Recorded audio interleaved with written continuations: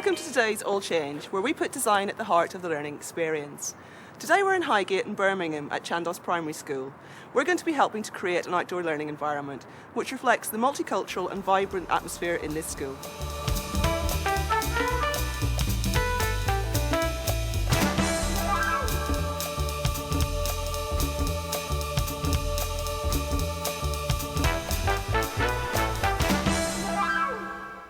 Back at Chandos, wall decking for the sunflower emblem went up. Some Somalian parents helped children to paint ethnic designs on terracotta pots. Bright colours to reflect the cultural diversity at Chandos. And these are the colours we use in Somalia? Yeah, definitely. The wall decking comes back in to have the sunflower design stencilled on. Top, bottom. Leslie Howarth, the art teacher, gets a work party organised to make sure that the sunflower and the welcome sign are accurately painted. This is a butterfly. I've got a butterfly. It's detailed work for little fingers. Seema, as well as being pretty handy with a roller, you're a learning mentor at the school. Do you think you'll be able to use this space once it's completed? Yes, I think that especially in the summer it would be a nice extra space to come out, maybe quite calming area to bring some few children out, do some work with, instead of sitting indoors. And would you be doing that a lot during the week? Definitely. Mainly in the afternoons. I work with children after dinner time, especially when they're a bit hyperactive towards the end of the day, so it'd be nice to come out and just sit in a nice quiet spot. With space at a premium, like many primary schools, Chandos has to be imaginative about how it's used. Having to use stairwells for storage, and a staff room too small for the growing team of teachers and support staff are the kind of challenges on the management team's agenda.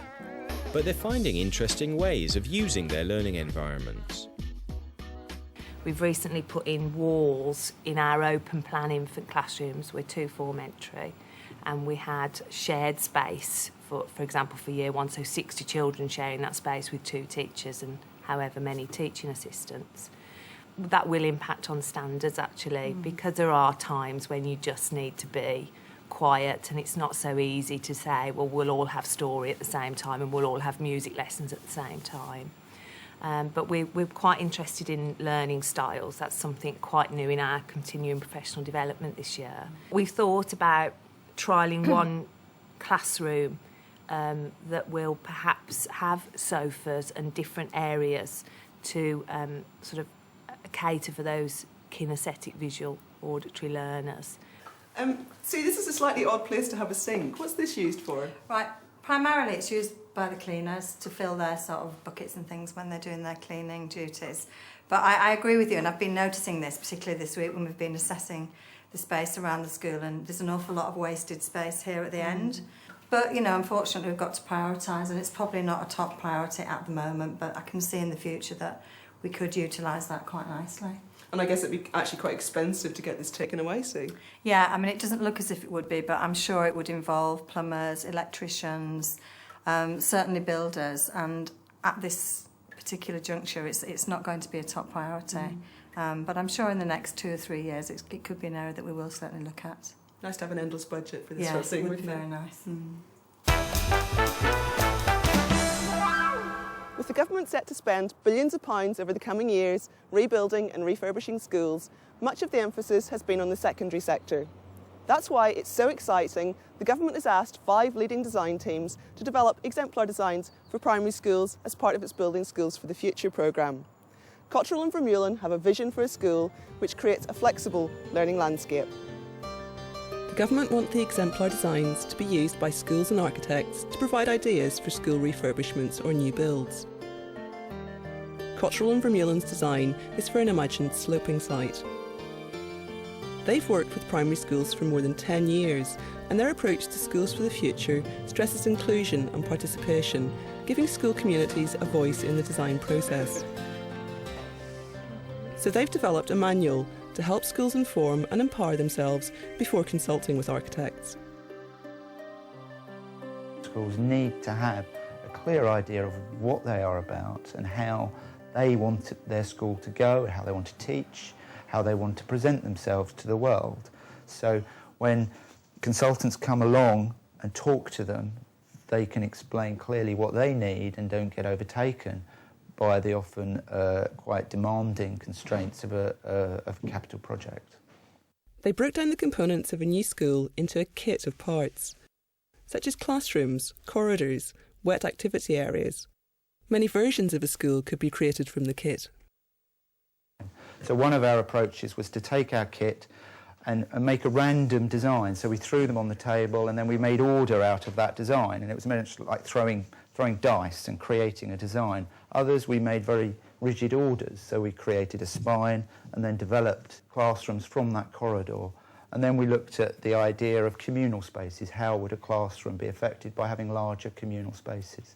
So we used different models and ideas for primary schools to then use our kit so they could be developed in many different ways.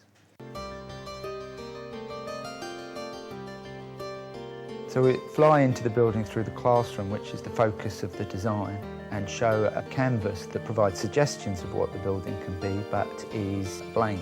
We're playing with ideas of colour, interactive walls, textures, and you can see we're inhabiting with different types of activities within the space. It's very much a space made by activity rather than the architecture. So the classroom can be outside whilst the playground is going on. It's a blur between play, learning and corridors. The look of our school, it should be able to change with its environment, and we've imagined it as a present that you could wrap or unwrap to create different feelings for the school. So it could be a brick school, it could be a wooden school, it could be a flowered school, it could be anything. Our design wasn't developed fully to say this is a school. Our design was the starting point for a conversation with a real school and a real client, because we don't actually agree with landing schools in communities. They should be designed with people.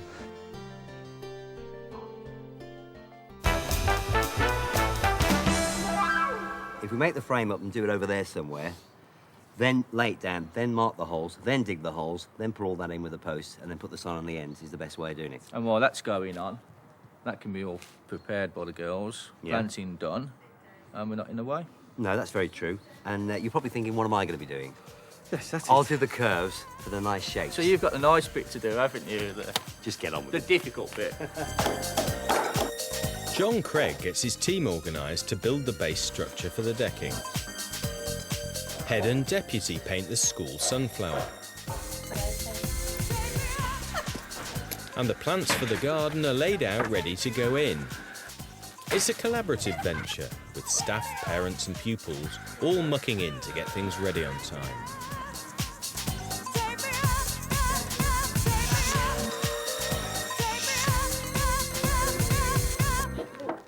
John, the weather's been fairly kind to us, but how's the work going? The work's not going too badly, actually. I mean, as you can see, I've got a few little flowered bits to put on the top there for the boards and screw that in.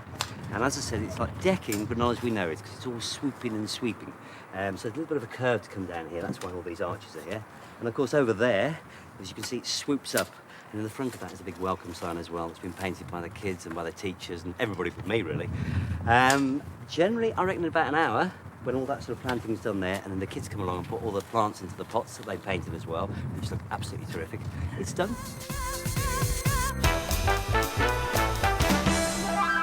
When storage areas in schools look this messy, they can cause a real problem. Unlabelled boxes make it difficult to find resources, too little space to keep everything that you need. All it might take is to box this area in, add some doors, and it would be a really stylish corner. We've been looking at some other storage solutions that you might be interested in. Classroom storage, often overlooked, often frustrating, and ignored at your peril. Because organised storage means an organised lesson. Classic design and used by primary schools everywhere.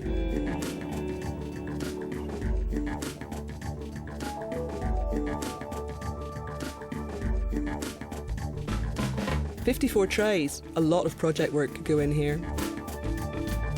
Trays combined with a display unit here.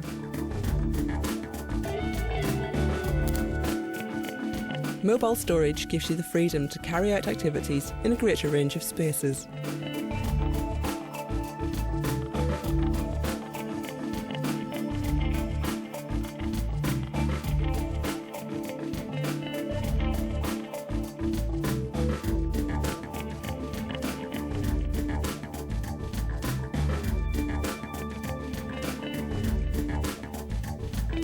This could help with art, geography, or wherever large-scale work is produced. Don't let animals in the classroom unless they're white clean bookstores.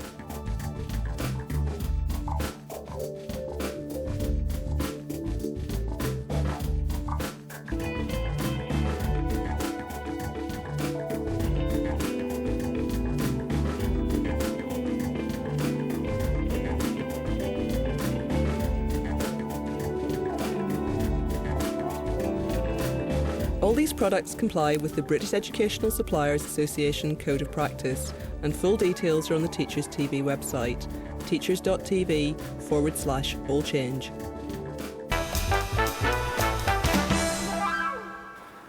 At Chandos, green-fingered Deputy Head Alison Ashfield is potting up aromatic plants with some pupils. What do you fancy? Lavender? They use the pots designed by the Somalian parents, painted by the children. The sights and scents will provide a colourful and useful resource for the garden. John Craig's finishing the curved section of the decking as the children proudly bring the finished pots round. I'm filthy now, I might as well be. Bark chipping will provide weed-resistant pathways for the children to explore. It's an effective, safe and low-cost aspect of the design. What do you think of it? I think it looks really nice and that stands out very much. It carries on the theme of the school with the sunflower. Yeah. I planted sunflowers the other day, big stripy seeds in white and grey. I want them to try and reach the sky. So this is what I say. Hey seeds, we've all got sun, you've all got rain, and good soft soil below. So dig down your roots, push up your shoots and grow, grow, grow. Do you think you'll be able to use this outside space for music teaching? Well, it might be fun to use at Carnival, when we have Carnival and we have everybody outside and we have parades and all sorts of people dressed up and things. We may be able to use it then. I know I'll be using it for my class because it's a perfect story area. One final task, getting the welcome sign up.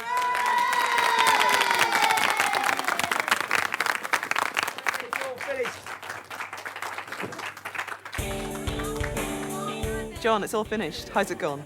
A lot better than I thought, actually. I'll be really, really honest. But what an effort from the whole community, the teachers, the children, the parents, everybody pitching in and helping. And they've achieved a great deal in a short space of time. And I think it looks wonderful. I think so too. The design brief was to create an outdoor learning space with a sensory garden area. Chandos Primary also wanted to celebrate its multicultural ethos. There was a budget of £700 with free labour provided by the staff, parents and children. The school sunflower emblem was a key element in the design, which uses flowing curves to link two separate decked areas. Cost effective but hard wearing. Year 1 teacher Carl Peterzak and parent Leon Cornelius helped John Craig with the decking, which was treated softwood and cost £450. The painted sunflower was masterminded by Special Needs Coordinator Anne Healy, assisted by the head and deputy head teachers Sue and Alison. Plants were chosen for a low-maintenance sensory garden.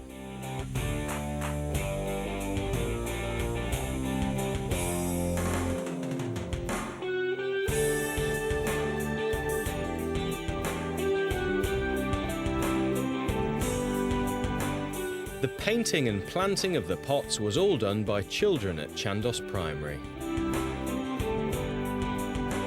Sue, it's finished. Are you happy? I'm extremely happy and very, very grateful as well. Not only have you created this amazing space, but I think you've created an opportunity for the school to work in a really positive, community-minded way. And I think I really would like to say an enormous thank you to everybody. I mean, yourselves and everybody on my staff and all the kind of people who've come from the community, not least of all the children. And you've given me a lot of food for thought. Not only have you provided this space, but you've made me think about every single space in the school now and how we're going to tackle that. But I really appreciate it. I'd like to say a really big thank you. If you have a project that we could help with, or you'd like to tell us about something you've done recently at your school, Contact All Change through the Teachers TV website. We'd like to hear from you.